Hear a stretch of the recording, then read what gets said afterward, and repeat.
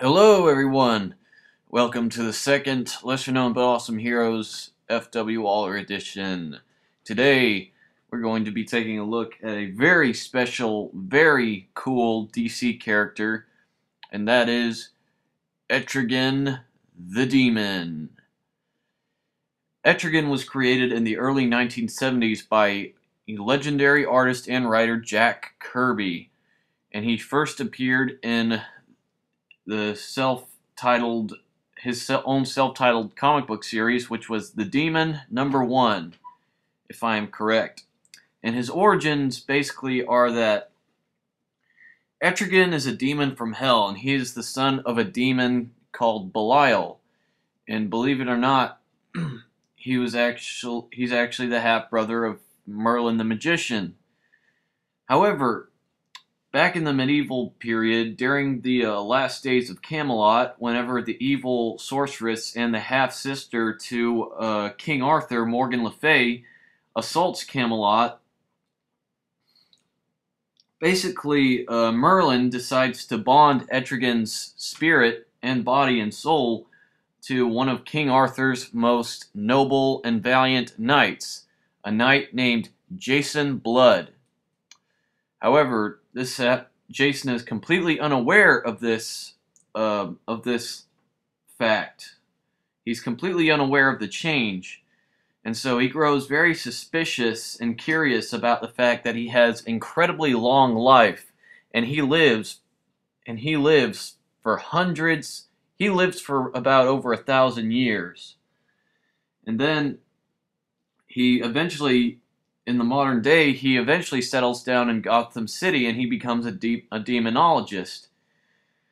However, one day he's actually drawn to the crypt of the wizard Merlin, and then he finds a poem, and on the poem reads this phrase, Yarva Daemonicus Etrigan, and the rest is basically change the form of man, free the prince forever damned, free the mighty from the fleshy mire, boil the blood in the heart of fire, gone the form of man, rise the demon, Etrigan.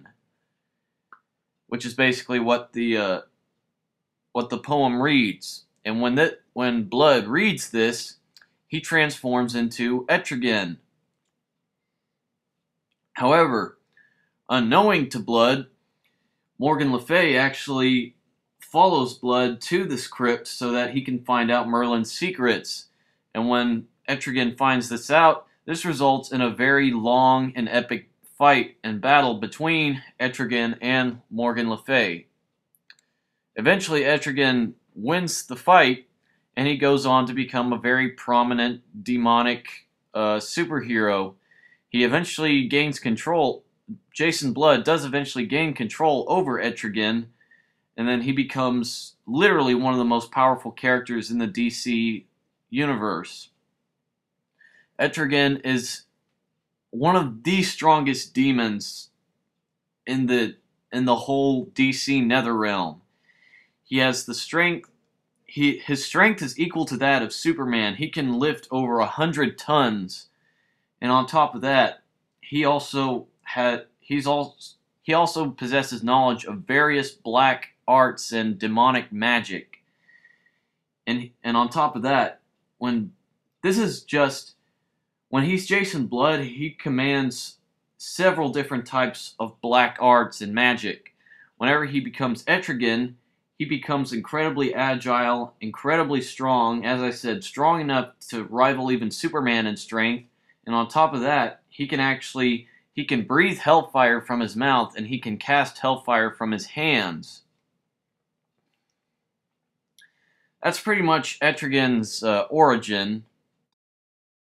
One interesting thing to note about Etrigan is his double personality ordeal. Whereas the cool thing is that Etrigan and Jason Blood are actually two completely different individuals. Etrigan is an incredibly violent and angry and unstable and really pissed off demon, whereas Jason Blood is a very passive and very peaceful human being. And so the two do end up butting heads and going into conflict with each other mentally from time to time. However, this aspect of Etrigan's character was actually explored a whole lot in John Byrne's 2005 Etrigan comic book miniseries, Blood of the Demon, where apparently Jason Blood is actually able to somewhat influence Etrigan's actions with his own mind, and thus when that happens, Etrigan actually loses a lot of the magical restrictions and chains that Merlin had given him whenever he bonded Etrigan to Blood. So when that happens, both Etrigan and Jason Blood end up becoming more powerful because of this, and they end up becoming even more mutual in the end. And another thing about Etrigan, or rather Jason Blood, is that Jason Blood is the go-to guy when anybody needs help with any type of magical issue. For example, when Jason Blood was on the Justice League, he would always be the main go-to guy for defense against any type of magical attack. And he, along with several other members such as Zatanna and Dr. Fate, would they would create all kinds of magical barriers to protect from all sorts of demonic enemies and entities that would threaten the safety of the Justice League and of the world. There's also another interesting thing where Etrigan actually tried another little event that happened in the comics that actually shows Etrigan's more violent and demon-like nature, is when he actually tried to overthrow the devil himself, Satan. He actually stole Satan's trident, and he attempted to become the ruler of hell himself. Now, when this happened, the mystical team of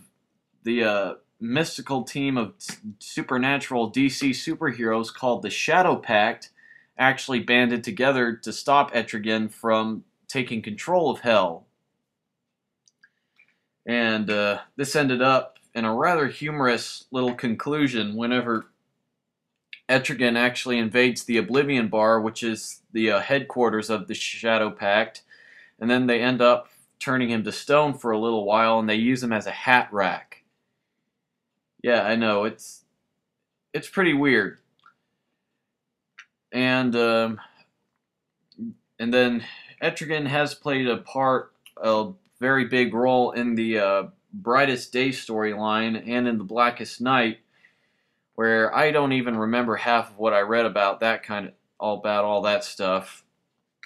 It had something to do with Dead Man possessing him or something. I don't know. I didn't exactly research that far ahead, but I think you get the idea of Etrigan. I think Etrigan is one of DC Comics' coolest and most underappreciated characters. I really hope that Etrigan and Jason Blood end up getting their own movie soon, and I seriously think the double team of Etrigan and Jason Blood is one of the coolest ideas to ever come out of Jack Kirby's mind, which is saying a lot, because it's Jack Kirby. And Etrigan is awesome.